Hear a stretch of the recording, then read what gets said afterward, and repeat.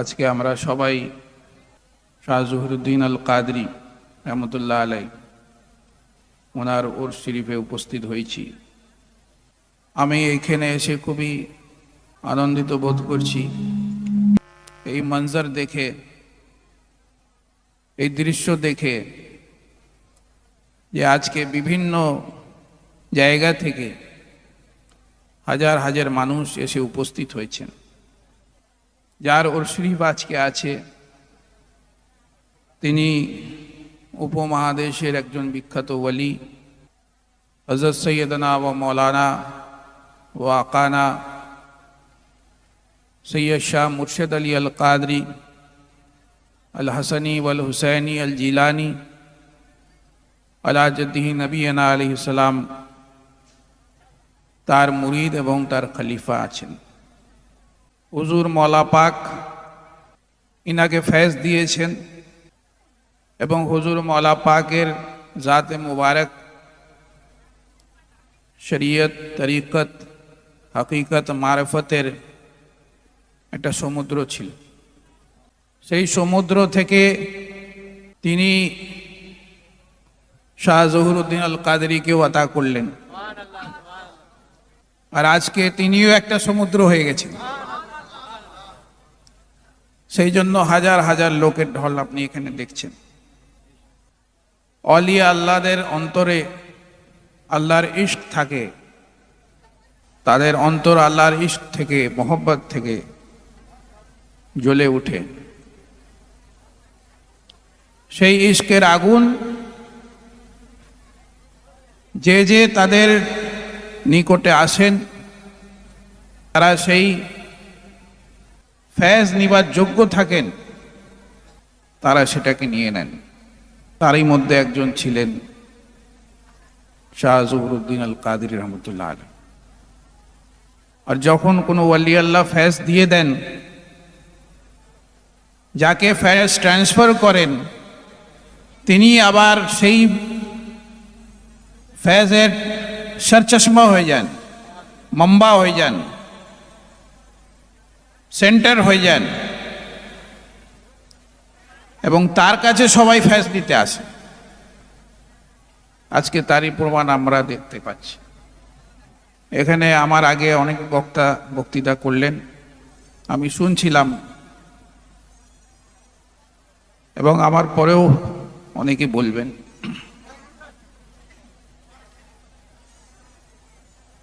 আমাদের তরিকতের মধ্যে, খানকার মধ্যে সব থেকে প্রথম জিনিস আদব শেখানো হয়।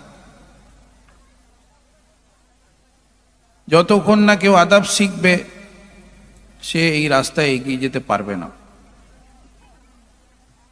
একজন মৌলানা সাহেব আমার আগে বলছিলেন, আমি শুনছিলাম, হযরত আমির খুসরো দেহলভী রহমতুল্লাহ আলাইহির ঘটনা, যে কিভাবে উনি নিজের পীর মুর্শিদের সেই জুতো মুবারককে কিনে নিলেন হযরত নিজামুদ্দিন আউলিয়ার একটা মুরিদের কাছে। হযরত আমির খুসরো হযরত নিজামুদ্দিন আউলিয়ার মুরিদ ছিলেন। এমন মুরিদ ছিলেন যে হযরত নিজামুদ্দিন আউলিয়া বলতেন যে কিয়ামতের দিনে আল্লাহ যদি আমাকে জিজ্ঞেস করে যে নিজামুদ্দিন তুমি কি এনেছো, তা আমি বলবো যে আল্লাহ আমি আমির খুসরোকে এনেছি। সেই আমির খুসরো রাস্তায় সাক্ষাৎ হয়ে গেল, জিজ্ঞেস করলেন যে কোথায় থেকে আসছেন? গুয়ো শেখ মি আয়াদ, আমার শেখের, আমার পীরের খুশবু আসছে, সুগন্ধ আসছে তোমার কাছ থেকে। পুরো ঘটনা বয়ান করলেন। আর ওনার দুটো জুতো মুবারক ছিল তার কাছে, সেই মুরিদের কাছে। বললেন এটা কততে দিবে? তিনি বললেন আপনি যা দিতে চান দিন। এই কথাটা উনি বলেননি, সেটা এই জন্য আমি বলে দিচ্ছি। তো হযরত আমির খুসরো রাজার দরবার থেকে আসছিলেন। রাজা ওনাকে অনেক ধরনের সাজো সামান জিনিসপত্র দিয়েছিল, টাকা পয়সা। তো হযরত আমির খুসরো দেহলভী ওই যুগের 2.5 লাখ টনকা, 2.5 লাখ টাকা ধরুন, সেটা ওনাকে দিয়ে হযরত নিজামুদ্দিন আউলিয়া নিজের পীর ও মুর্শিদের জুতো মোবারককে নিয়ে নিলেন। 1300 খ্রিস্টাব্দে। ভাবুন সেই যুগে 2.5 লাখ টাকার ভ্যালু কত হবে, এখন কোটি টাকার কমে হবে না। তো কেউ কোটি টাকা দিয়ে একটা জুতো নেয় কারোর কাছ থেকে? কিন্তু পীর ও মুর্শিদের মোহব্বত, পীর ও মুর্শিদের আদব, ফানাফি শেখ যাকে বলা হয়, পীরের উপরে ফানা হয়ে যাওয়া, এটাও রাহে সুলুকের তরিকতের রাস্তার প্রথম সিঁড়ি আছে যে পীর ও মুর্শিদের উপরে ফানা হতে হবে। মন্তু শুদাম তু মন শুদি, মন্তন শুদাম তু জন শুদি, তাকস না গোয়াত বাদ আজিন মন দি গরম তু দি গরি। হযরত আমির খুসরোই বলছেন, আমি তুমি হয়ে যাই, তুমি আমি হয়ে যাও, আমি জান হয়ে যাই, তুমি রূহ হয়ে যাও, আমি জান হয়ে যাই, তুমি শরীর হয়ে যাও, তারপরে কেউ না বলে যে আমি আলাদা আছি, তুমি আলাদা আছো। একজন মুরিদ যখন নিজের পীরের উপরে ফানা হয়ে যায়, তো সে আয়নাতে যখন নিজের চেহারা দেখে, তো নিজের চেহারা আর দেখতে পায় না, সে নিজের পীর ও মুর্শিদের চেহারা দেখে। একজন কবি বলেছেন, জব জরা গর্দন ঝুঁকাই দেখলি। আমার আশিক যে আছেন, আমি যাকে ভালোবাসি, আমার মাশুক, সে আমার অন্তরে থাকে। দিল কে আইনে মে হ্যায় তসফির ইয়ার, জব জরা গর্দন ঝুঁকাই দেখলি। আমার অন্তরের আয়নাতে আমার ইয়ারের ছবি আছে। যখন আমার মন চাইলো আমি নিজের মাথা ঝুঁকালাম আর ছবিকে দেখে নিলাম। তো যে সত্যিকারের মুরিদ হয়, সে পীর ও মুর্শিদের ছবি নিজের অন্তরে রাখে। পীর ও মুর্শিদ ছাড়া কেউ এই রাস্তাতে এগোতেই পারে না। যেমন দুনিয়াবি ইলমের জন্য আপনাকে একজন শিক্ষকের কাছে যেতে হবে, আলেমের কাছে যেতে হবে, মাস্টারের কাছে যেতে হবে। সেই মাস্টার, সেই আলেম, সেই শিক্ষক শেখাবে তাকে, বই খুলে পড়াবে, বুঝাবে, লেখাবে। আলেমে দ্বীনের এই কাজ। আর পীর ও মুর্শিদের কি কাজ আছে? তারা বাতিনি ইলমকে ট্রান্সফার করেন। এখন মৌলানা সাহেব বললেন না, ইলমে জাহির, ইলমে বাতিন। তো বাতিনি ইলম তারা নিজের অন্তর থেকে মুরিদের অন্তরে ট্রান্সফার করে দেন। একটা নূরের তার থাকে, সেই তারের দ্বারা পীর ও মুর্শিদের কল্ব থেকে মুরিদের কল্ব পর্যন্ত একটা কানেকশন তৈরি হয়ে যায়। এবং পীর ও মুর্শিদ রুহানি ফেজ যা কিছু থাকে, সেটা মুরিদের ক্ষমতা অনুযায়ী মুরিদের কল্বের মধ্যে ট্রান্সফার করে দেয়। তখন সেই মুরিদের কল্ব কোনো সাধারণ মানুষের দিল থাকে না, সেই মুরিদের অন্তরে আল্লাহর নূর চলে আসে। সেই নূরের আলোতে সে আরশে মওলা পর্যন্ত দেখতে পায়। হুজুর মওলা পাকের ঘটনা আপনাদেরকে বলছি। হুজুর মওলা পাকের কিছু এমনও মুরিদ ছিলেন যাকে তিনি ওয়াজিফা ওয়াজায়েফ দিলেন, রাহে তরিকতে এগিয়ে দিলেন। সেই মুরিদ স্বপ্ন তো দেখছেন যে রাসূল পাক সাল্লাল্লাহু আলাইহি ওয়াসাল্লামের মাহফিল আছে, সাহাবা একরামরা বসে আছেন, আরো আম্বিয়া একরামরা আছেন, সেখানে হুজুর গাউস পাকও আছেন, বড় বড় ওলি আল্লাহরা আছেন, এবং সেখানে হুজুর মওলা পাকও তাশরীফ ফরমা আছে। সেই মুরিদ হুজুর মওলা পাকের খিদমতে বসে আছে সেই নুরানি মাহফিলে। এটা কি বলে ফানাফির রসুল? তো যতক্ষণ না সে ফানাফির শেখ হবে, সে ফানাফির রসুল হতে পারে না।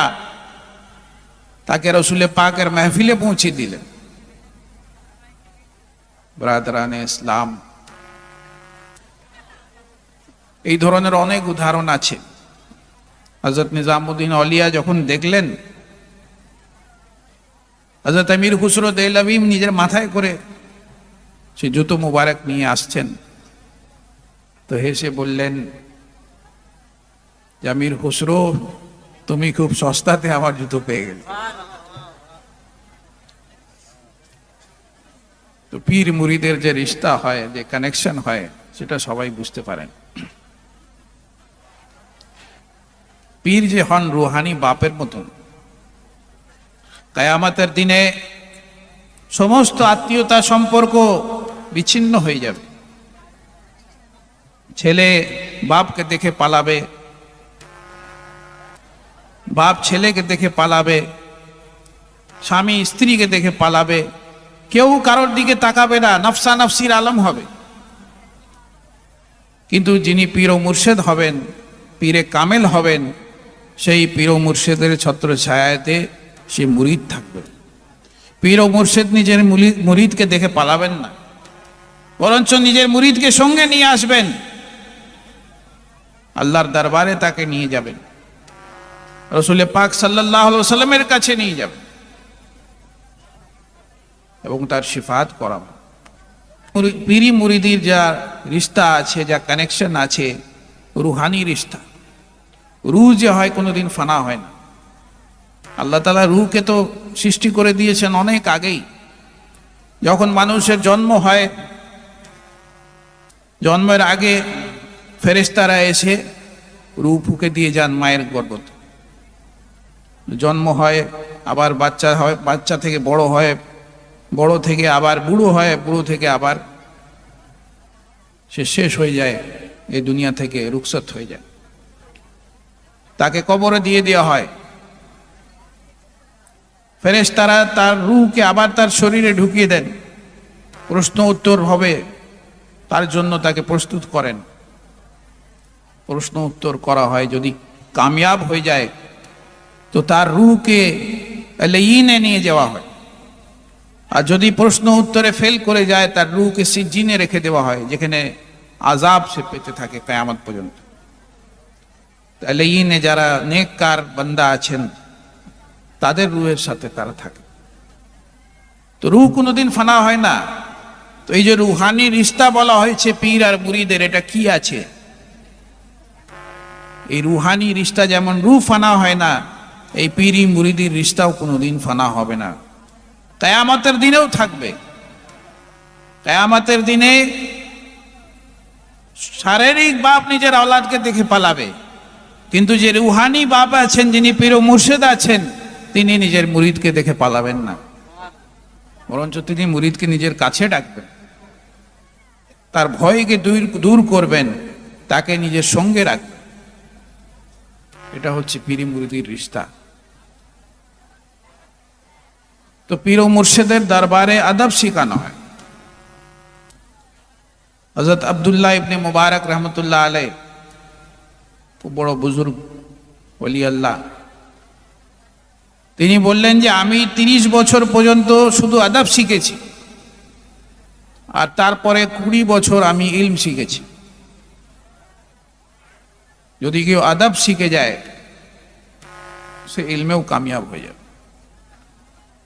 আজকালকার দিনে আমরা দেখছি যে লোকদের আদব শেষ হয়ে গেছে। একটা এমন ফিরকা বেরিয়েছে যারা তো নামাজে টুপি পরবেন। কেন পড়ো না? কেন পড়তে চাও না টুপি? টুপি তো পরা ফরজ নেই, সুন্নতে রসুল তো আছে। এই সুন্নতে রসুলের মর্যাদা কম আছে? রসুল পাক হযরত আহমদ মুজতবা মোহাম্মদ মুস্তাফা সাল্লাল্লাহু আলাইহি ওয়াসাল্লাম আমাদেরকে শরীয়ত দিলেন, আমাদেরকে তরিকত দিলেন, আমাদেরকে হাকিকত দিলেন, আমাদেরকে মারিফত দিলেন, আমাদেরকে পুরো জীবন যাপনের তরিকা শিখিয়েছেন। রসুল পাক সাল্লাল্লাহু আলাইহি ওয়াসাল্লামের তরিকাকে ছেড়ে দিবে? এটা কত বড় বেয়াদবি আছে। খাস করে টুপি পরবে না। কেউ কোনো জায়গায় গেল, সফরে টুপি ভুলে গেল, সেটা আলাদা কথা, কিংবা বেখেয়ালে নামাজে দাঁড়িয়ে গেল, মাথায় টুপি নেই, মনে নেই, সেটা আলাদা কথা। কিন্তু জেনে বুঝে না টুপি পরা, এটা সুন্নত রসুলের খেলাফ।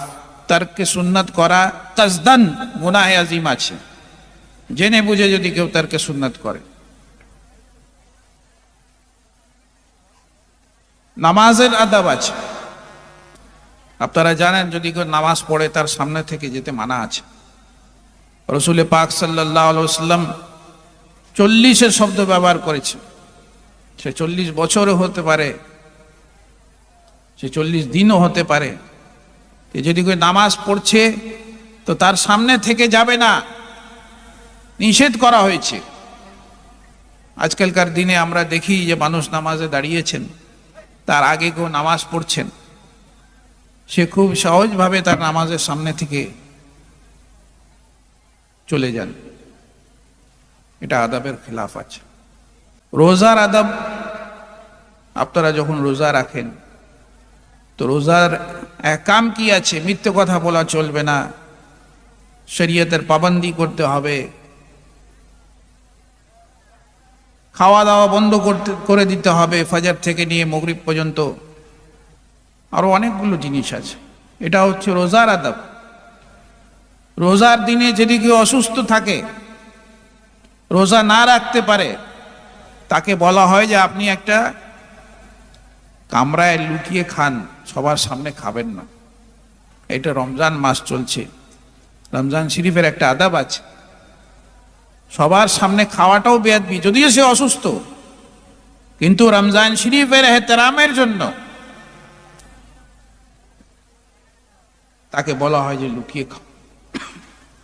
কিন্তু আজকালকার দিনে আপনি দেখবেন যে অনেক এমন মুসলমানদেরই হোটেল আছে, রমজান শরীফের দিনে দুপুর বেলায় হোটেলে লোক ভর্তি আছে, সে সবার সামনে বসে বসে খাওয়াচ্ছে।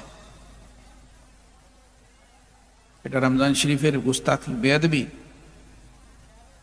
রসুল পাক সাল্লাল্লাহু আলাইহি ওয়াসাল্লাম একদিন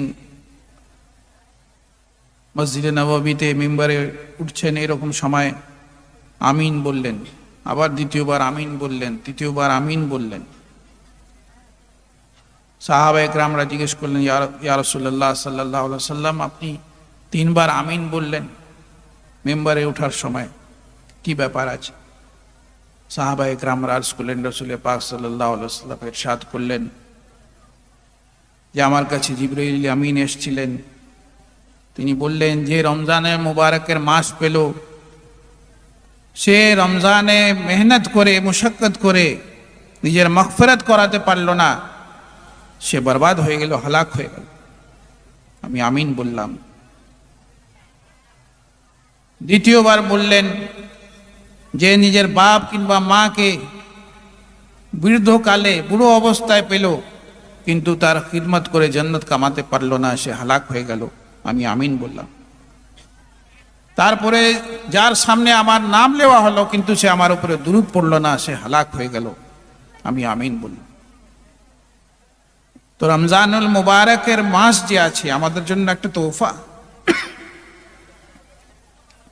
একে কোনোদিন জায়া করতে নেই। রমজান শরীফের রোজার যে ফজিলত আছে, রাসূল পাক সাল্লাল্লাহু আলাইহি ওয়াসাল্লাম ইরশাদ করেছেন, যদি রোজার ফজিলত মানুষ জেনে যায়, রমজানের বরকত মানুষ জেনে যায়, তো চাইবে যে সারা বছর যেন রমজান থাকে, রমজান শেষই না হয়। এ হচ্ছে রমজান শরীফের ফজিলত। এত বরকত, এত রহমত আছে সেই মাসের মধ্যে। নফিলের সওয়াব ফরজের বরাবর, ফরজের সওয়াব 700 গুণ পর্যন্ত বাড়িয়ে দেওয়া। তো রমজান শরীফের একটা আদব আছে, রোজার একটা আদব আছে। হজের আদব, হজের আদব হচ্ছে যে আপনি যখন এহরাম পরে নেবেন, আপনি নিজের মাথা ঢাকতে পারেন। রাসূল পাক সাল্লাল্লাহু আলাইহি ওয়াসাল্লামের সুন্নাত মানবে না, সব জায়গায় মাথা ঢেকে রাখার হুকুম আছে। হজের মধ্যে এহরাম পরে মাথা খুলে রাখার হুকুম আছে। রাসূল পাক সাল্লাল্লাহু আলাইহি ওয়াসাল্লাম যা করে দিয়েছেন তাই করার সুন্নাত আছে, তাই করা যায়।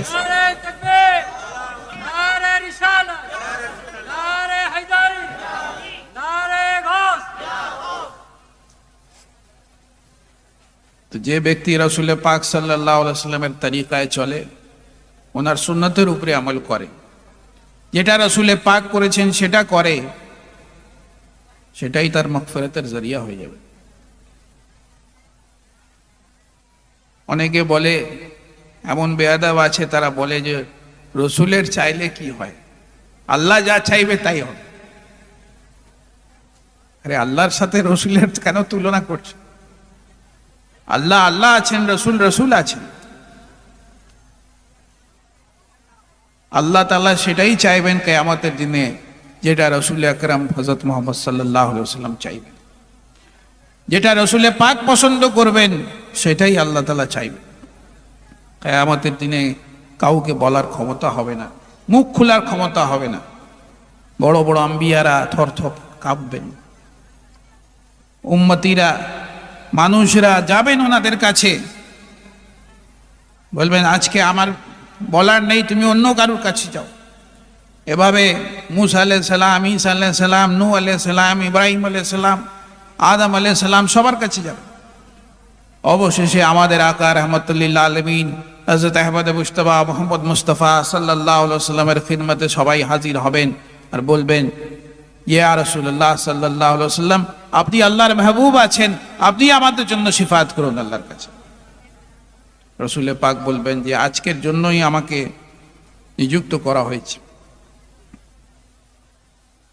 রসুল পাক সাল্লাল্লাহু আলাইহি ওয়াসাল্লাম আল্লাহর এমন হামদ সানা করবেন যে কেউ আজ পর্যন্ত সেরকম হামদ সানা করেন। ওনার হাতে লওয়ায়ে হামদ হবে, উনি সিজদায় চলে যাবেন, আল্লাহর হামদ সানা করবেন। আল্লাহ তাআলা হুকুম দেবে, আমার হাবিব আপনি নিজের মাথা তুলুন, আপনি কি চাইছেন বলুন, আপনি যা চাইবেন আপনাকে আতা করা হবে। রসুল পাক সাল্লাল্লাহু আলাইহি ওয়াসাল্লাম উম্মতি উম্মতি করবেন। উম্মতকে কত ভালোবেসেছেন দেখুন। যখন ওনার বিলাদত শরীফ হচ্ছে, জন্ম হচ্ছে, তখনও নিজের উম্মতকে ইয়াদ করছেন। সারা জীবন নিজের উম্মতকে ইয়াদ করলেন, উম্মতের জন্য কেঁদে কেঁদে দোয়া করলেন যে আল্লাহ আমার উম্মতের উপরে রহম করো, আমার উম্মতের উপরে রহম করো। সেই রসুল পাকের সাদকায়ে আমরা শবে বেরাত পেলাম, শবে মেরাজ পেলাম, শবে কদর পেলাম, সবকিছু রসুল পাকের সাদকায়ে। রসুল পাক যদি না হতেন তা আমাদের ইবাদতের এত মর্যাদা হতো না। রসুল পাকের সাদকায়ে পেয়েছে। লাইলাতুল কদরে কি আছে? লাইলাতুল কদরে খায়রুম মিন আলফি শাহর, 1000 মাসের চেয়ে বেশি আফজল। এক রাত যদি আপনি ইবাদত করলেন, 1000 মাসের চেয়ে বেশি ইবাদতের সওয়াব পেয়ে যাবেন।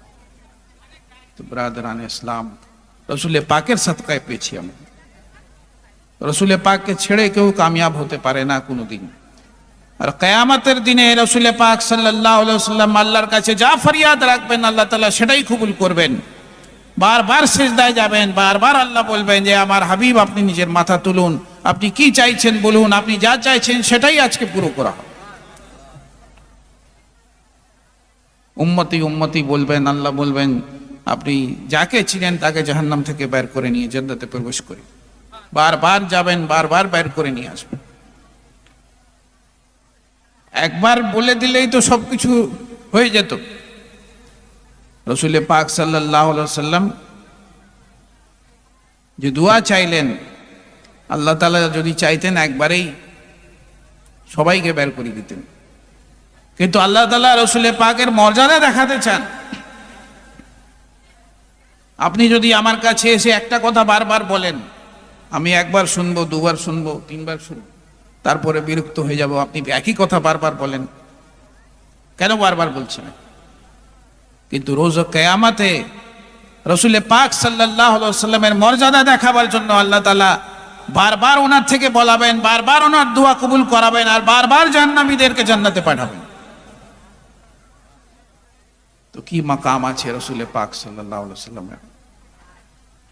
এবার বলুন, সেই কিয়ামতের দিনে আল্লাহ তাআলার উপস্থিতিতে আম্বিয়া ইকরাম থাকবেন, আউলিয়া ইজাম থাকবেন, পুরো দুনিয়ার মানুষ থাকবে, আদম আলাইহিস সালাম থেকে নিয়ে দুনিয়ার শেষ মানুষ পর্যন্ত। সবাই রসুল পাক থেকে সাহায্য চাইবে কি চাইবে? রসুল পাক পুরো করবেন কি করবেন? আল্লাহ কবুল করবেন কি করবেন না? কামিয়াব হবেন কি হবেন না? কি করে হবেন যদি হারাম হয়, নাজায়েজ হয়, শিরক হয়? কি করে এটা সম্ভব আছে যে আল্লাহর সামনে শিরক করবে মানুষরা, আর আল্লাহ কবুল করে নেবেন, আর দোয়াও মেনে নেবেন, আর বলবেন যাকে আপনি চান নিয়ে চলে যান?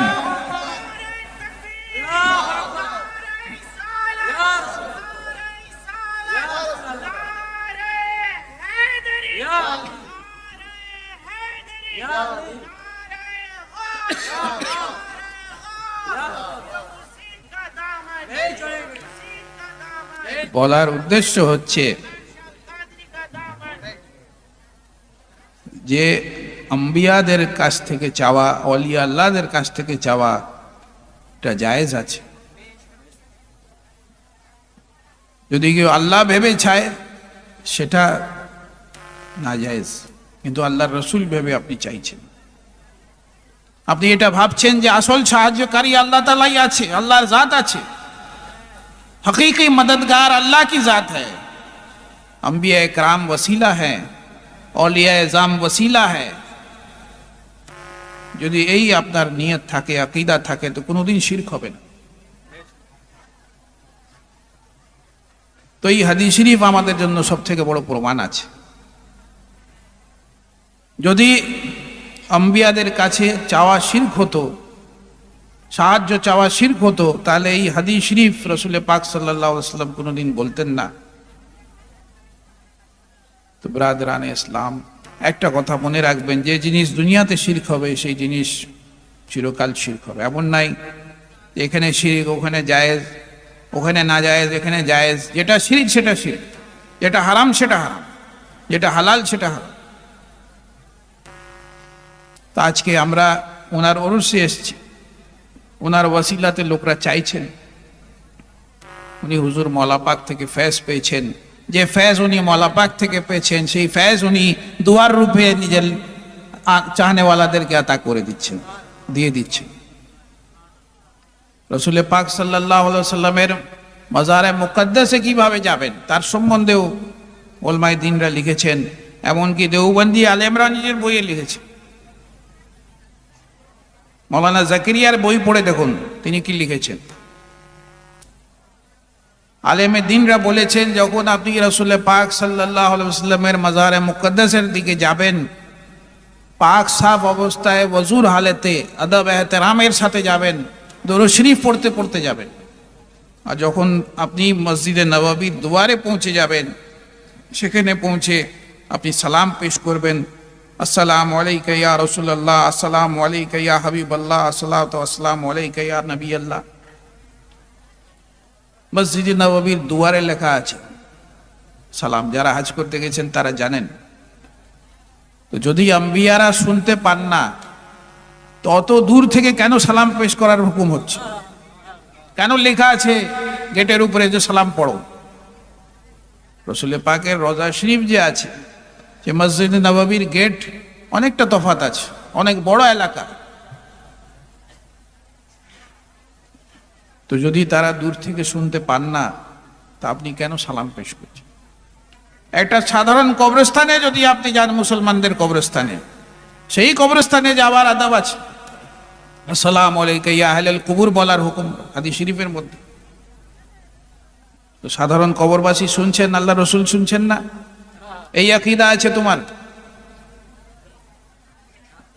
মাইয়াতের সম্বন্ধে তো বলা হয়েছে যে কবর যারা মাটি দিয়ে যায় তাদের পায়ের শব্দ পর্যন্ত শুনে মাইয়াত কবরের মধ্যে। তো কি করে বলে যে নওজুবিল্লাহ, আল্লাহ রসুল শুনছেন না, মাটি হয়ে গেছেন, আস্তাগফিরুল্লাহ। যে এই ধরনের আকীদা রাখে সে মাটি হয়ে যাবে। রাসূল পাকের আদব জুজবে ঈমান আছে, যেমন একটা গাছ, সেই গাছের জড় যে আছে সেটা হচ্ছে আদবে রসুল, মোহব্বতে রসুল। সেই গাছের ফল, পাতা, ফুলগুলো হচ্ছে আপনার আমাল, নামাজ, রোজা, হজ, যাকাত। কিন্তু জড়টা যদি মরে যায়, শেষ হয়ে যায়, শুকিয়ে যায়, তো না পাতা হবে, না ফুল হবে, না আপনার তাতে ফল হবে। তো আদবে রসুল, মোহব্বতে রসুল হচ্ছে জুজবে ঈমান। এই আদবে রসুল, মোহব্বতে রসুলকে শেষ করার ষড়যন্ত্র হচ্ছে যে রসুল পাকের মোহব্বতকে অন্তর থেকে বের করে দাও। রসুল পাকের মোহব্বত যদি বেরিয়ে যায়, খুদাকে তো অনেক ধর্মতেই মানে, খ্রিস্টানরাও মানে, কিছু খ্রিস্টান আছে যারা এক খুদাকে মানে, ইহুদিরা মানে, আরো কিছু আছে যারা খুদাকে মানে, শিখরাও মানে এক খুদা আছে। কিছু হিন্দু মানে এক ঈশ্বর আছেন। তো বিরোধ কোথায়?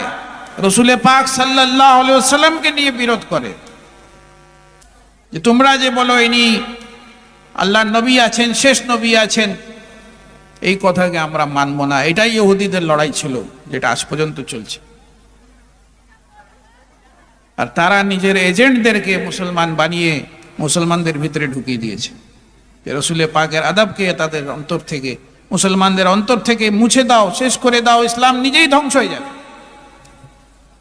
রসুলে পাকের মহব্বত হচ্ছে স্পিরিট অফ ইসলাম, ইসলামের জান, ইসলামের প্রাণ। রসুলে পাকের মহব্বত ওনার আদব। মৌলানা জালালউদ্দিন রুমির কথা কেউ বলছিলেন, কে বলছিলেন? আমার আগে কেউ বলছিলেন, মৌলানা জালালউদ্দিন রুমি যে মসনবী লিখেছেন, সেই মসনবী রুমি অনেক বড় মর্যাদা আছে সেই মসনবী রুমির। তিনি নিজের মসনবীতে, আমি এটা পড়াই ছাত্রদেরকে, কলেজে পড়াই মসনবী রুমি।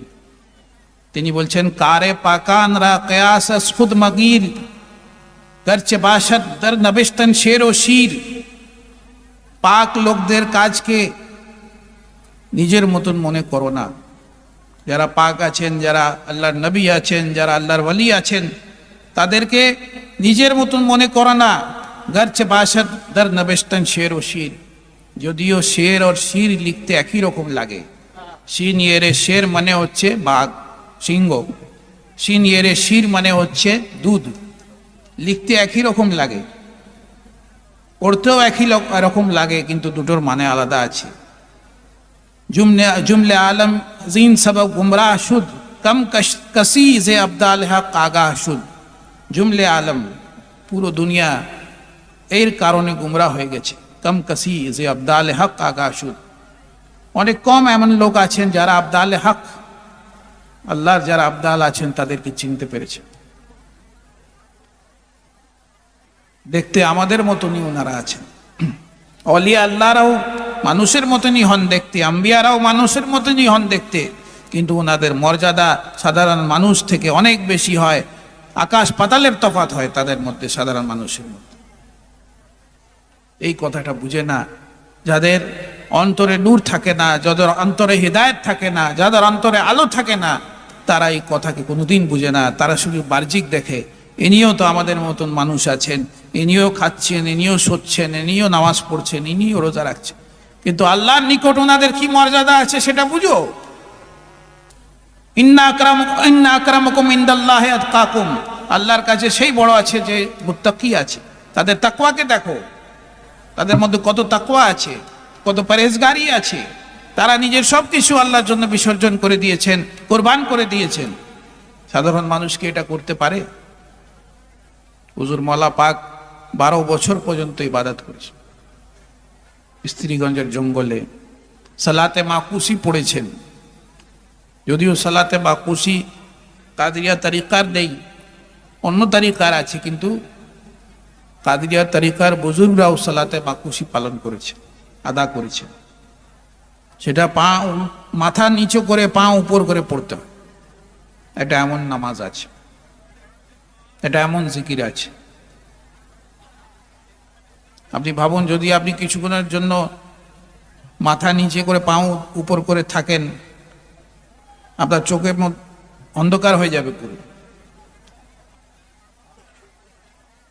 এক তো মানুষ বেশিক্ষণ থাকতেই পারবে না, আর যদিও কষ্ট করে রয়ে যায়, তার নাক থেকে রক্ত পড়তে আরম্ভ হয়ে যাবে। তো হুজুর মওলা পাকেরও তাই হতো, ওনার নাক থেকে রক্ত বেরোতো। তখন একটা মাটির পেয়ালা রেখে দেওয়া হতো ওনার মাথার সামনে, যে রক্তটা যেমন জমিনে না পড়ে। এবং হুজুর মওলা পাকের আব্বাজান হযরত সৈয়দনা ওয়া মাওলানা সৈয়দ শাহ মেহর আলী আল কাদরি আল জিলানী কদ্দাসাল্লাহু সিরাহুল আজিজ, উনি নিজের ছেলে মানে হুজুর মওলা পাককে সালাতে মাকুসি ট্রেনিং দিয়েছেন। ছোটবেলা থেকে এই নামাজকে শিখিয়েছেন, এই ইবাদতকে শিখিয়েছেন। বাড়ির ছাদে যে পাখা লাগাবার যে রড হতো, সেই রডে উনি দড়ি বেঁধে আর ওনার পায়ে বেঁধে ঝুলিয়ে দিতেন, আর নিচে একটা মাটির পেয়ালা রেখে দিতেন। ওনার নাক থেকে রক্ত পড়তো, ছোটবেলায় সেই রক্ত পড়ে পড়ে পুরো মাটির পেয়ালা ভরে যেত। কে এরকম বাপ হবে বলুন, যে নিজের ছেলেকে এত কঠিন ইবাদতের মধ্যে, এবং উনি দেখছেন, উনি নিজে ট্রেনিং দিচ্ছেন, এইভাবে তুমি কর।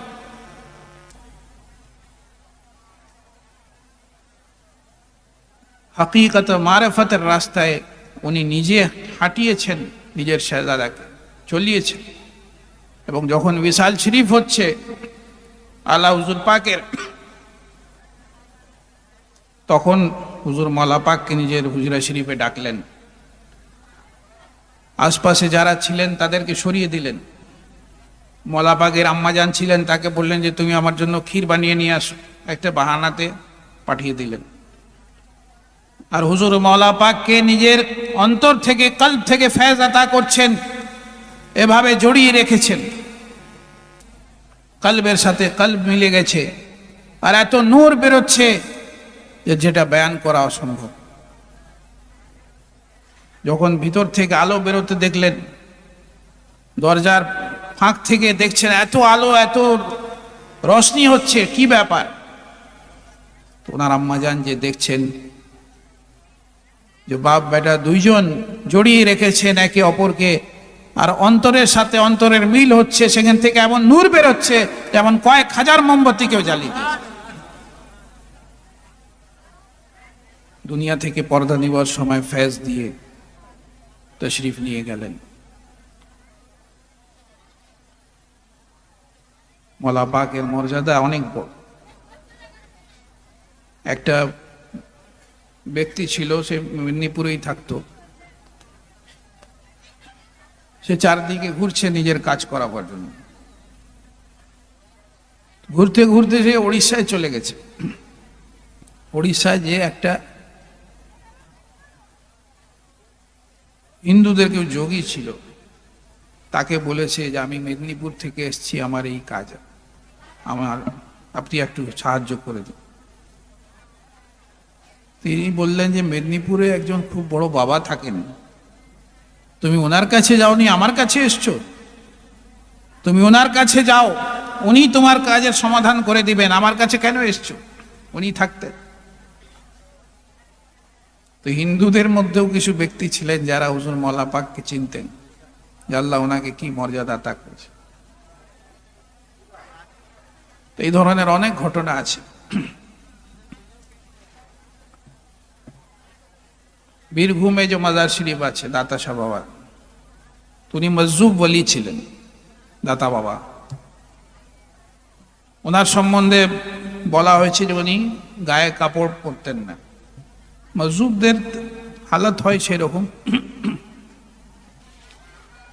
একবার ছেলেদেরকে বলছেন যে আমাকে জামা দাও, আমাকে কাপড় দাও, আমি কাপড় পরব। তো যাবত কম বয়সের ছেলে হয়ে পাড়ারা সব মজাক করছে, কি হলো আজকে কাপড় পরবে, তুমি তো কাপড় পরো না। উনি বলছেন মানুষ আসছে। ছেলেরা বলছে মানুষ আসছে মানে আমরা কি মানুষ নাই? বল না, তোরা মানুষ নেই, তোরা তো বাঁদর। বলে মানুষ আসছে, কাপড় দাও। কেউ একজন কাপড় দিয়ে দিল, কাপড় পরে নিলেন, বসে অপেক্ষা করলেন। হুজুর মওলা পাকের পালকি সেখান থেকে যাবার ছিল, ওখান থেকে হয়ে অন্য একটা গ্রামে ওনার সফর ছিল। তো বীরভূমে দাদা শাহ বাবার যেখানে উনি থাকতেন, ওখান থেকে হয়ে মওলা পাক যখন যাচ্ছিলেন, উনি পালকিকে থামিয়ে দিয়ে মওলা পাকের সাথে অনেকক্ষণ কথা বললেন।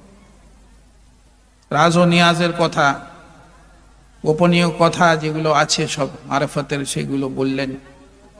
তারপরে ওনাকে বিদায় করলেন। হুজুর মওলা পাকের পালকিও চলে গেল, আর দাতা বাবা ফিরত চলে আসলেন।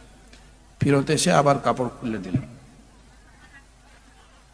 তো লোকরা বলছে যে আপনি কাপড় খুলে ফেললেন, আপনি কাপড় চাইলেন, কাপড় পরালাম, আবার কাপড় খুলে দিলেন। মানুষ এসেছিল, মানুষের জন্য কাপড় পরলাম, মানুষ চলে গেল, কাপড় খুলে দিয়েছে। বললে আমরা কি মানুষ নাই? বলে তোরা বাঁদর আছিস, তোরা মানুষ? তো তারা যখন যে আয়নাতে নিজের চেহারা দেখছে, তাদের চেহারা বাঁদরের মতন, জানোয়ারের মতন হয়ে গেছে। তারপরে ওনার কাছে এসে আবার মাফি চেয়েছে যে হুজুর আমাকে মাফ করে দিন, আমাদের থেকে বেয়াদবি হয়ে গেছে, আমাদেরকে মাফ করে। তো ওয়ালিরা ওয়ালিমি শানাসাত বলা হয়, যে ওয়ালি হন তিনি ওয়ালি আল্লাহকে চিনেন।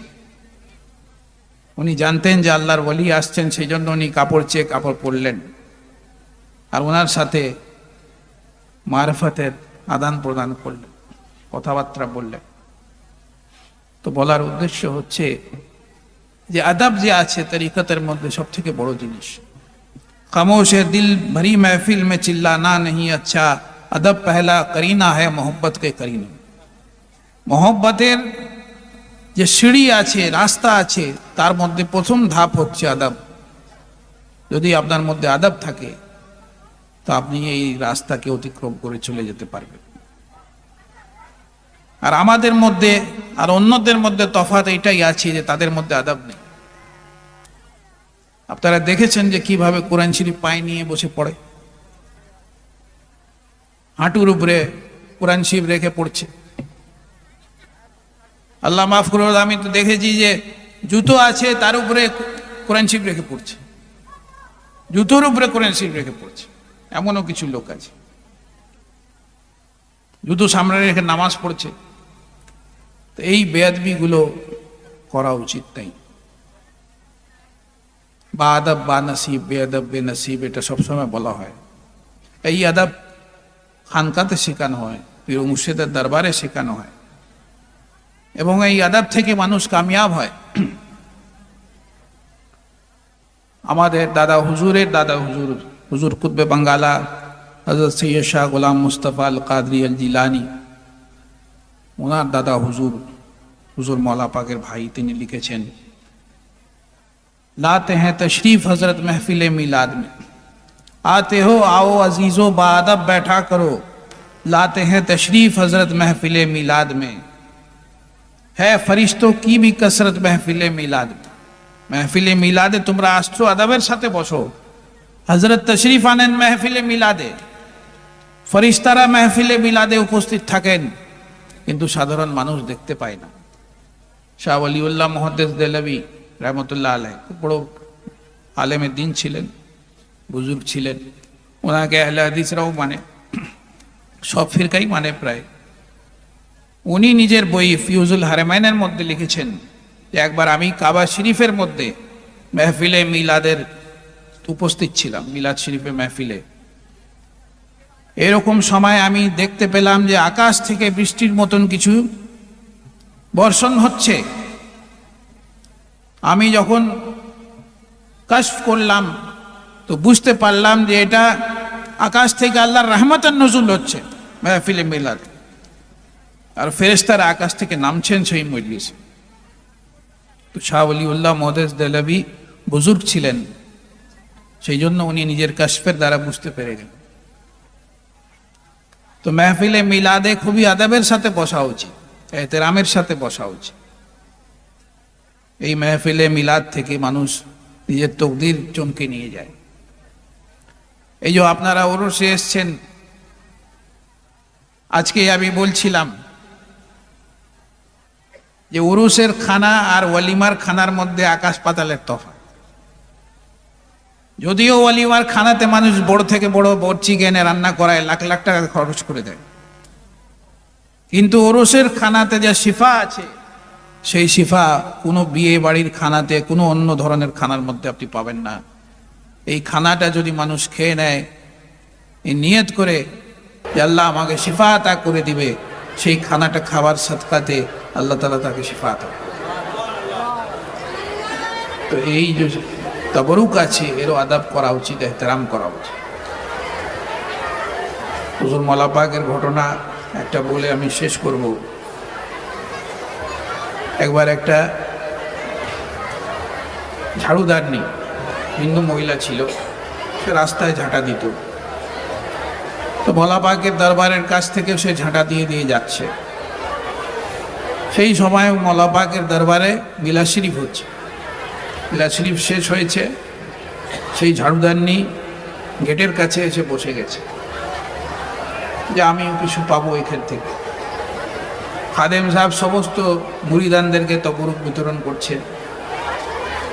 এইরকম সময় তাকেও দেখতে পেয়েছে, কিন্তু যেহেতু ওর হাতে ঝাঁটা ছিল আর দেখলো যে অন্য ধর্মের আছে, তো ভাবলেন যে এই পবিত্র জিনিসের হাতে দিব, বেদবি হয়ে যাবে।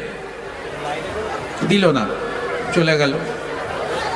হুজুর মওলা পাক ভিতরে, কামরার ভিতরে একদম দরজা বন্ধ করে বসে আছে, কিন্তু নিজের আধ্যাত্মিক শক্তির দ্বারা তিনি বুঝতে পেরেছেন যে একটা গরিব মহিলা আমার দরবারে এসে আশায় বসে আছে যে কিছু তবরুক নিয়ে যাবে, সে কিন্তু তবরুক পায়নি। খাদেমকে ডেকেছেন ভিতরে হুজরা শরীফের মধ্যে, ডেকে জিজ্ঞেস করলেন সবাইকে তবরুক দিয়ে দিয়েছো? খাদেম বলছে সবাইকে দিয়ে দিয়েছি হুজুর। মওলা পাক জিজ্ঞেস করলেন যে আমার দরবারের বাইরে একটা মহিলা বসে আছে, তাকে তবরুক দিয়েছো? তখন সে ঘাবড়ে গেছেন, বলছেন না হুজুর আমি তাকে দিইনি। কেন? ও ঝাঁটা দিচ্ছিল আর আমি ভাবলাম এই পবিত্র জিনিস ওর হাতে আমি কি করে দিই। হুজুর মওলা পাক বললেন সে একটা অন্য ধর্মের হতে পারে, কিন্তু সেও তো একটা মানুষ আছে। আমার দরবারে আশা নিয়ে এসছে যে আমি বাবার দরবারে আসছি, আমি কিছু নিয়ে যাব, নিজের বাচ্চাদেরকে কিছু খাওয়াবো, তুমি তাকে কি করে বঞ্চিত করলে? তাকেও যে তবরুক দাও, যে তবরুক তুমি সবাইকে দিচ্ছ তাকেও দাও। তখন সেই খাদেম সাহেব যে তাকেও তবরুক দিয়েছে। আউলিয়া আল্লাহরা মানুষের ভিতরে ভেদাভেদ করেন। এখানে তো মুসলমানের ভিতরে ভেদাভেদ করে। এখন এমন হয়ে গেছে যে আমার ফিরকার যে কসাই দোকান সেখান থেকে গোশ কিনে আমি খাবো, সেই হচ্ছে মুসলমান। বাকি সব মুসলমানের দোকানের গোশ খাওয়া হারাম, তারা মুসলমান নয়। এই ধরনের চিন্তাধারা কিছু মানুষের মধ্যে আছে, আমরা দেখি এগুলো সত্যিকারের আছে। তারা মুসলমান মনে করে না। আপনি সালাম করলে তারা উত্তরও দিবে না, কেন? আপনি মুসলমান নয়। আপনি একজন তারিকাতের ভক্ত আছেন, একজন ওলি আল্লাহর কাছে যান, আপনি একজন পীরপন্থী আছেন, আপনি মুসলমান নয়। এটা কি ধরনের চিন্তাধারা? এতে বিভেদ বাড়বে না বিভেদ কমবে? মুসলমান এক হবে না মুসলমান বিভক্ত হয়ে যাবে? ইসলাম এই জিনিস কখনো শিখায়নি। রসুল পাক সাল্লাল্লাহু আলাইহি ওয়াসাল্লামের খিদমতে একজন কাফের এলো, দেখলো যে কার বাড়ি সব থেকে সেফ আছে। আমি মক্কা থেকে মদিনা এসেছি, কার বাড়িতে থাকবো? মুহাম্মদ সাল্লাল্লাহু আলাইহি ওয়াসাল্লাম, ওনার বাড়ি সব থেকে সেফ। উনি কারোর কোনোদিন ক্ষতি করেননি, ওনার বাড়িতে রয়ে গেল। অন্তরে ঈমান তো ছিল না, সারা রাত বদমাইশি ছিল ভিতর ভিতর। রসুল পাক মেহমানকে পেয়েছেন, ইনি দেখছেন না যে কে আছে, কাফের আছে, মুশরিক আছে, মুসলমান আছে, ইহুদি আছে। তিনি তার খিদমত খাতির করছেন, তাকে দুধ দিচ্ছেন, তাকে খাবার দিচ্ছেন, তাকে সব কিছু দিচ্ছেন। তো সে বলল যে আজকে ইনার বাড়িতে যা আছে সব কিছু খেয়ে নেব, কিচ্ছু রাখবো না, যা খাবার ছিল সব খেয়ে নেব।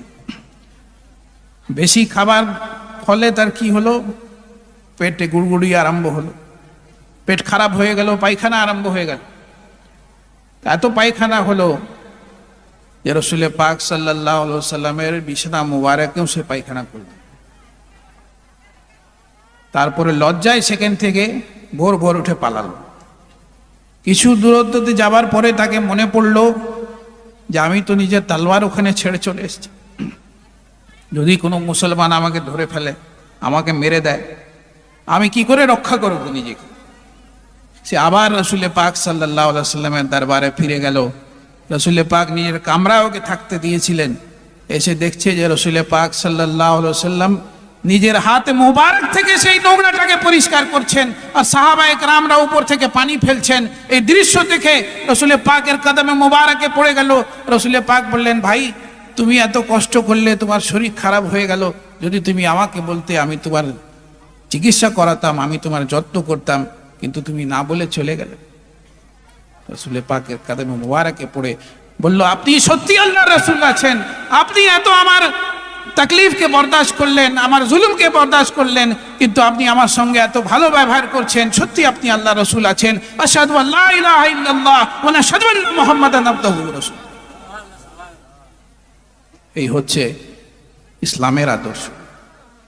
এটা ইসলামের আদর্শ নেই যে একটা মুসলমান গোশ বিক্রি করছে, তো আমার ফিরকার নাই বলে আমি তার কাছ থেকে গোশ কিনবো না, সে কাফের আছে। একটা মুসলমান অন্য কোনো সিলসিলাতে আছে, মানে না ওর তরিকা, তো সে কাফের আছে, আমি তাকে সালাম করব না। এটা ইসলাম নয়। এই জন্য ইসলামের মধ্যে বিভাজন তৈরি করার জন্য এগুলো করছে। এটা একটা ষড়যন্ত্র আছে ইসলাম বিরোধী শক্তির। ইসলামকে ধ্বংস করে দাও, নিজেদের ভিতরে লড়িয়ে দাও। এরা নিজেদের ভিতরে লড়বে, শেষ হয়ে যাবে, এরা একত হতে পারবে না। আর যতক্ষণ না এরা একত হবে, আমাদের সাথে এরা লড়তে পারবে না।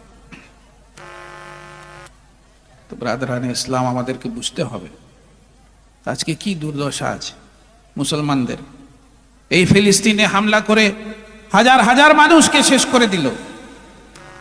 বুড়ো, মহিলা, বাচ্চা, জয়ীফ লোকদেরকে ঘরের পরে ঘর, মহল্লার পরে মহল্লা, শহরের পরে শহর উড়িয়ে শেষ করে দিল। একটা মুসলিম দেশ কিছু বলল না, শুধুমাত্র ইরান ছাড়া। তো ব্রাদারানে ইসলাম, মুসলমানদের ইমান কোথায় গেছে? যেখানে বাইতুল মুকদ্দাস আছে আমাদের, যেখানে আম্বিয়াদের মাজার আছে, যেখানে এক রিকাত নামাজ পড়লে 25,000 রিকাতের সওয়াব পাবে, সেই বাইতুল মুকদ্দাস, সেই ফিলিস্তিন, সেই মুকদ্দাস জায়গা, সেটাকে মুসলমানরা ভুলিয়ে দিয়েছে। ऐशो আরামের জীবন কাটাচ্ছে। এমনকি একটা ইহুদিদের প্রোডাক্ট যে আছে সেইটুকুকে বাইকট করতে পারে না। তাদের পানি, তাদের কোকোকোলা, তাদের পেপসি, তাদের থামস আপ, নিজের নফসের জন্য, নিজের স্বাদের জন্য ওইটুকু জিনিসকে তারা ত্যাগ করতে পারে না। তো তারা সাহায্য কি করবে? যে যখন থেকে ফিলিস্তিনের উপরে হামলা হয়েছে ইসরায়েলের, তারপর থেকে কোনোদিন আমি না কোকোকোলা খেয়েছি, না পেপসি খেয়েছি, না ওদের পানি খেয়েছি, কোনো জিনিস খাইনি, আল্লাহর ফজল। আরো অনেক কিছু জিনিস আছে তাদের। কেন নিব আমরা? কেন ব্যবহার করব? কেন তাদেরকে লাভ পৌঁছাবো? এই টাকাই তো তারা ব্যবহার করছে মারার জন্য মুসলমানদের। কিছু কিছু মুসলিম দেশ এটা করেছে, কিন্তু বেশিরভাগ যারা আছে তারা কিন্তু করেনি। তো ব্রাদারানে ইসলাম, মুসলমানদের ইমানটা কোথায় চলে এসছে? তো ইমানি জজবান। রসুল পাক সাল্লাল্লাহু আলাইহি ওয়াসাল্লাম ইরশাদ করেছেন যে আমাকে এই ভয় নেই তোমাদের জন্য যে তোমরা শিরক করবে। এই যে সবাইকে এই মুশরিক বানিয়ে দিয়েছে, সব শিরক করছে। রসুল পাক বললেন আমাকে এটা ভয় নেই যে তোমরা শিরক করবে, আমাকে এটা ভয় আছে যে তোমরা দুনিয়ার মহব্বতে গ্রেফতার হয়ে যাবে, দুনিয়ার মহব্বত তোমাদের অন্তরে চলে আসবে। এটাই হচ্ছে দুনিয়ার মহব্বত, যে দিনকে ছেড়ে দিয়েছে, ইমান আখিরাতকে ভুলিয়ে দিয়েছে। মুসলমানদের উপরে অত্যাচার হচ্ছে, অন্যায় হচ্ছে, কিন্তু উঠে দাঁড়িয়ে বলার কোনো ক্ষমতা নেই, কোনো সাহস নেই। সে দেখছে আমার তো কোনো ক্ষতি হচ্ছে না, একজন মুসলমান মরছে মরুক, তাতে আমায় কি যায় আসে। এই জজবা কিন্তু সাহাবায়ে কেরামদের ছিল না। সাহাবায়ে কেরামরা ইসলামের জন্য নিজের জান, নিজের প্রাণ, নিজের সবকিছু কোরবান করে দিয়েছে। আহলে বাইতে পাকের জীবনে দেখুন, হযরত ইমাম হুসাইন আলাইহিস সালাম 72 জনকে আল্লাহ রাস্তায় কোরবান করলেন, নিজের 6 মাসের মাসুম বাচ্চাকে আল্লাহ রাস্তায় দিলেন, নিজের 18 বছরের জওয়ান ছেলেকে দিলেন, নিজের ভাইপো, নিজের ভাতিজা, নিজের ভাগনা, সবকে আল্লাহ রাস্তায় কোরবান করে নিজেকেও আল্লাহ রাস্তায় কোরবান করে দিলেন। তবুও দোয়া করছেন যে আল্লাহ তুমি আমার এই ছোট কুরবানিকে কবুল করো, আল্লাহ আমার ছোট কুরবানিকে কবুল করো। এ হচ্ছে জজবা সাহাবায়ে কেরাম, আহলে বাইতে পাকের। এই জজবা মুসলমানদের ভিতর থেকে বেরিয়ে যাচ্ছে আস্তে আস্তে। এই জজবা থাকা উচিত। তো শরীয়তে মুহাম্মদীর উপরে চলুন। যতক্ষণ আপনি শরীয়তের উপরে চলবেন না, আপনি তরিকাতে চলতে পারবেন না। শরীয়তে একটা কামরা আছে, তার ভিতর থেকেই তরিকাতের দুয়ার আছে। তরিকাতে একটা কামরা আছে, তার ভিতর থেকেই মারফতের দুয়ার আছে। মারফত একটা কামরা আছে, তার ভিতর থেকেই হাকিকতের দুয়ার খুলে। যতক্ষণ না আপনি শরীয়তে পাবন্দ হবেন, নামাজের পাবন্দি, রোজার পাবন্দি, হজের পাবন্দি, জাকাতের পাবন্দি, ততক্ষণ আপনি তরিকতে কামিয়াব হতে পারবেন না। যখন তরিকতে কামিয়াব হবেন, মারফত পেয়ে যাবেন, মারফতে কামিয়াব হবেন, হকিকত পেয়ে যাবেন, হকিকতকে বুঝতে পারবেন যে কি আছে। আজকালকার দিনে মানুষ যা কিছু করছে নিজের জীবনে, আল্লাহর ভয় তার অন্তর থেকে বেরিয়ে গেছে। বিভিন্ন ধরনের গুনাহতে লিপ্ত আছে মুসলমান যুবকরা গাঁজাতে, মদে, বিভিন্ন ধরনের খারাপিতে লিপ্ত আছে। এটা বড়দের দায়িত্ব আছে তাদেরকে কন্ট্রোল করা, তাদেরকে বোঝানো, তাদেরকে শিক্ষা দেওয়া। এতে তাদের শরীরও নষ্ট হচ্ছে, তাদের ঈমানও নষ্ট হচ্ছে। রাসূল পাক সাল্লাল্লাহু আলাইহি ওয়াসাল্লামের ফরমান আছে যে আল্লাহ তাআলা বলেছে, যে ব্যক্তি এক ঘোট মদ খাবে আমি তাকে জাহান্নামের এক ঘোট পিপ খাওয়াবো। সেই শরীর থেকে যে পুঁজগুলো বেরোবে জাহান্নামীদের, সেই পুঁজকে জমা করে সেই মদখোরদেরকে খাওয়ানো হবে। তার মধ্যে পুঁজ হবে, রক্ত হবে। কিভাবে মানুষ খাবে বলুন? যারা সারা সারা দিন খাচ্ছে, বোতলের পরে বোতল খাচ্ছে, তাদের উপরে কত বড় আযাব হবে, তাদের কি পরিণাম হবে। আচ্ছা, নেশা করছে এগুলো যারা মুরব্বী আছেন গ্রামে, যারা বুজুর্গ আছেন, তাদের দায়িত্ব আছে যে নিজের ছেলেপুলেদেরকে কন্ট্রোল করা, এইসব গুনাহ থেকে রুকা। এটা একটা ট্রেন্ড হয়ে গেছে গ্রামগঞ্জে, এগুলো বাইরে থেকে এসছে, আমাদের তরিকা নাই এটা। রাসূল পাক সাল্লাল্লাহু আলাইহি ওয়াসাল্লাম যখন আল্লাহর হুকুম শোনালেন, কোরআনের আয়াত শোনালেন যে আল্লাহ তাআলা শরাবকে হারাম করে দিয়েছেন, মদিনার বাড়িতে ঘরে ঘরে মাটির কলসিতে শরাব রাখা ছিল। প্রত্যেকটা ব্যক্তি নিজের বাড়ি থেকে মদ বের করে দরজার বাইরে ফেলে দিলেন, সেই মাটির কলসিটাকে ভেঙে ফেললেন। মদিনা শহরের যত রাস্তা ছিল সেই গলিগুলো সব মদ থেকে ভরে গেল, সবার বাড়ি খালি হয়ে গেল। একটা রাসূল পাক সাল্লাল্লাহু আলাইহি ওয়াসাল্লামের ফরমান যে মদ হারাম আছে, আল্লাহ মানা করে দিয়েছে, তোমরা সব মদ খাওয়া ছেড়ে দাও, সবাই নিজের বাড়ি থেকে বের করে ফেলে দাও। ওই জজবা কোথায় আছে মুসলমানদের? দুনিয়ার মোহব্বত অন্তরে চলে এসছে। এই সমস্ত জিনিস শরীয়তের মধ্যে শেখানো হয়। হারাম খাবে না, হালাল রুজি খাবে, মিথ্যা কথা বলবে না, মা বাপের খিদমত করবে, বড়দের আদব করবে, নামাজ রোজার পাবন্দি করবে। এই সমস্ত জিনিস যে আছে, বেসিক জিনিস মানুষ ছেড়ে দিয়েছে। তাহারাত যে আছে, নিসফ ঈমান আছে মুসলমানদের। তাহারাত আজকাল দেখুন, অনেকে এমন আছে যারা বসেও না, দাঁড়িয়ে দাঁড়িয়ে ইস্তিনজা করে। রাসূল পাক সাল্লাল্লাহু আলাইহি ওয়াসাল্লামের হাদিস শরীফ আছে, একবার যাচ্ছিলেন কবরস্থান থেকে, সাহাবায়ে কেরামদেরকে বললেন যে এই দুই কবরে যারা আছে তাদের উপরে আযাব হচ্ছে। একজন পিচ্ছাবের ছিটা থেকে বাঁচত না, আর একজন চুগলি করত, একে অপরকে লাগাতো, ঝগড়া লাগাতো। তো রাসূল পাক হুকুম দিলেন সাহাবায়ে কেরামদেরকে গাছের ডাল নিয়ে আসো।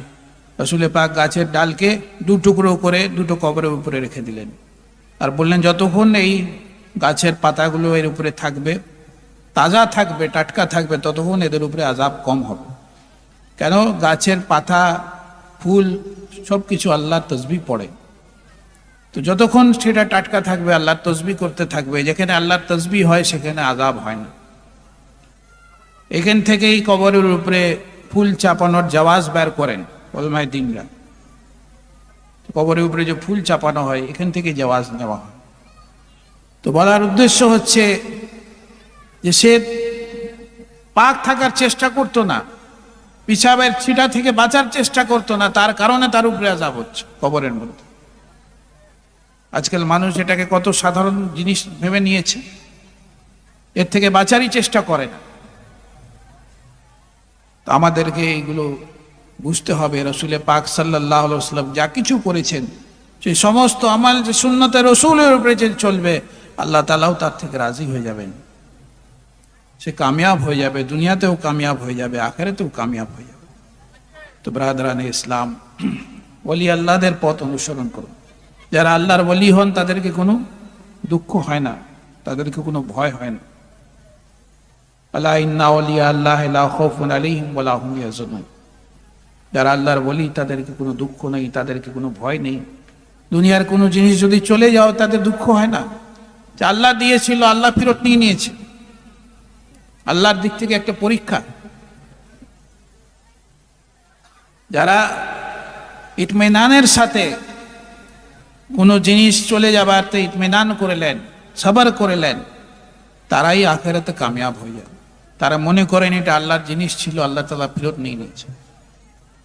হুজুর মওলা পাকের শাহজাদা, আমরা পীর মুর্শিদ পাক বলি, ওয়াসে জামানা হযরত সৈয়দ শাহ ইরশাদ আলী আল কাদরি আল জিলানী, উনার বড় ছেলে খুবই কম বয়সে, 11-12 বছর বয়সে এই দুনিয়া থেকে তশরিফ নিয়ে গেলেন।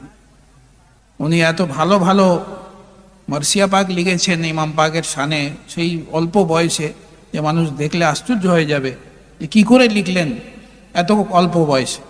এত ভালো কবি ছিলেন উনি, কিন্তু ওনার হায়াত আল্লাহ তাআলা অল্পই রেখেছিল। একটা ব্যারামে উনি এই দুনিয়া থেকে পর্দা নিয়ে নিলেন। তো পীর মুর্শিদ পাকের সম্বন্ধে বলা হয়, যারা মজলিসে এসেছিল জানাজায়, তাদেরকে নিজের হাত থেকে খানা তুলে তুলে খাওয়াচ্ছেন। কে বাপ এটা করতে পারে যার সামনে তার জওয়ান ছেলে দুনিয়া থেকে চলে যায়?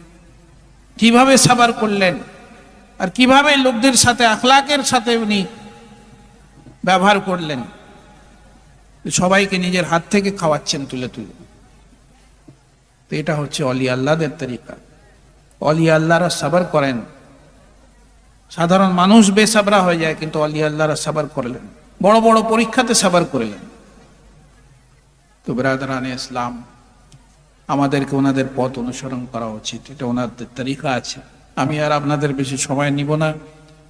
এটুকু আপনাদেরকে বলার আছে যে আপনারা ওলি আল্লাহদের দরবারে আসছেন, ওরসে আসছেন, কিংবা যেখানেই যান, ওলি আল্লাহদের জীবনীকে দেখুন, তারা কি করেছেন, তারা কিভাবে ইবাদত করেছেন, তারা কিভাবে জীবন যাপন করেছেন। এবং ওলি আল্লাহরা কোনো না কোনো ওলির সান্নিধ্যে থেকেছেন। সব থেকে বড় জিনিস, যেমন আমাদের সামনে একটা প্রমাণ আছে আজকে, ইনি হুজুর মওলা পাকের সান্নিধ্যে থেকে যে মর্যাদা পেলেন, আজকে ইনার ওরসে হাজার হাজার মানুষ আসছে, কামিয়াব হয়ে গেলেন, জীবনের উদ্দেশ্যকে পেয়ে গেলেন, আল্লাহর মারফতকে পেয়ে গেলেন। এটাই হচ্ছে যে আপনাদেরকেও অলি আল্লাহদের সান্নিধ্যতে আসতে হবে, ওনাদের তরিকায় চলতে হবে। শুধু আসা যাওয়া করলে হবে না, ওনাদের জীবনীকে বুঝতে হবে, ওনারা কি করেছেন, ওনাদের পথ অনুসরণ করতে হবে, তবেই আপনারাও কামিয়াব হবেন ইনশাআল্লাহ। আমার দাদা হুজুর কিবলা, হুজুর কুতবে বাঙ্গালা হযরত সৈয়দ শাহ গোলাম মুস্তাফা আল কাদরি আল জিলানী, ওনার একটা ঘটনা বলে আমি শেষ করব। একবার উনি খুব অসুস্থ হয়ে গেছিলেন, এমন অবস্থা ছিল যে আর বাঁচবেন না। এরকম সময় সবাই আশা হারিয়ে ফেলেছে যে উনি পর্দা নিয়ে নেবেন। এবার উনি স্বপ্নতে নিজে দেখছেন একজন বুজুর্গ এসছেন ঘোড়াতে চেপে, ওনার মুখে নেকাব আছে, আর একটা কবর খোদা হচ্ছে। জিজ্ঞেস করলেন এটা কার কবর আছে? সবাই বললো এটা হযরত গোলাম মুস্তাফা আল কাদরির কবর।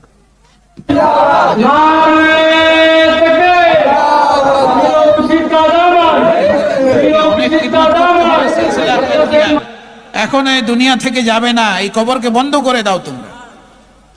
যখন ওনার ঘুম ভাঙলো, স্বপ্ন থেকে উঠলেন, সবাইকে এই ঘটনা বললেন, আর বললেন আমার কিছু হবে না, আমি সুস্থ হয়ে যাব, আমি যা স্বপ্ন দেখেছি ইনশাল্লাহ আমি দীর্ঘদিন থাকবো, তোমরা চিন্তা করবে না। তারপর থেকে উনি অনেক বছর পর্যন্ত বাঁচলেন, প্রায় 85 বছর বয়সে উনি পর্দা নিয়েছেন। তো বলার উদ্দেশ্য হচ্ছে যে আল্লাহর ওলি যারা হন তারা বুঝতে পেরে যান আগে থেকে। হুজুর মওলা পাক নিজের বিশাল শরীফের দিন, নিজের বিশাল শরীফের সময়, মিনিট সেকেন্ড পর্যন্ত বলে দিয়েছিলেন যে আমি কোন দিন কোন সময় দিনের বেলা কি রাত্রে বেলা সব কিছু বলে দিয়েছিলেন কবে পর্দা নেবেন। আলা হুজুর পাক বলে দিয়েছেন, প্রিয় মুর্শিদ পাক বলে দিয়েছেন, হুজুর কুতবে বাঙ্গালা বলে দিয়েছেন। তো অলিয়া আল্লাহদেরকে আল্লাহ তাআলা জ্বালিয়ে দেন, তাদেরকে খবর করে দেন। তো অলিয়া আল্লাহদের খিদমতে আসবেন, ইনশাআল্লাহ আপনাদের অবশ্যই কামিয়াবি হবে। আর এই যে ফিতনা পুরো দুনিয়াতে একটা চক্রান্ত চলছে, এই দাজ্জালি ফিতনা আমরা বলি, তো মানুষকে গুমরাহ করার, গুমরাহ করে দাও। যত ধরনের আজকাল গুনাহ সব হচ্ছে, সমস্ত সবকিছু দাজ্জালি ফিতনা আছে, মানুষকে একদম গুমরাহির দিকে নিয়ে যাচ্ছে। এই গুমরাহি থেকে বাঁচার জন্য একটাই উপায় আছে, যে অলিয়া আল্লাহদের তরিকায় চলুন। এই জন্য আল্লাহ তাআলা অলিয়া আল্লাহদেরকে কিয়ামত পর্যন্ত রাখবেন। অলিয়া আল্লাহরা মানুষকে কিয়ামত পর্যন্ত হিদায়াত দিবেন। শেষ ওলি হবেন হযরত মেহেদী আলাইহিস সালাম, যিনি আহলে বাইতে পাকের মধ্যে হবেন, উনি মানুষকে হিদায়াত দিবেন। তো ওলিয়া আল্লাহদের থেকে দুনিয়া কোনোদিন খালি থাকবে না, কিয়ামত পর্যন্ত ওলি আসতে থাকবেন। তা আপনাকে শুধু খুঁজতে হবে, বুঝে ওনাদের পথ অনুসরণ করতে হবে, ওনাদের সাথে জুড়ে যেতে হবে, তবে ইনশাআল্লাহ দিন দুনিয়াতে কামিয়াবি হবে। এই কথাগুলো বলে আমি নিজের বক্তব্য শেষ করছি। ওমা আলাইনা ইল্লাল বালাগ।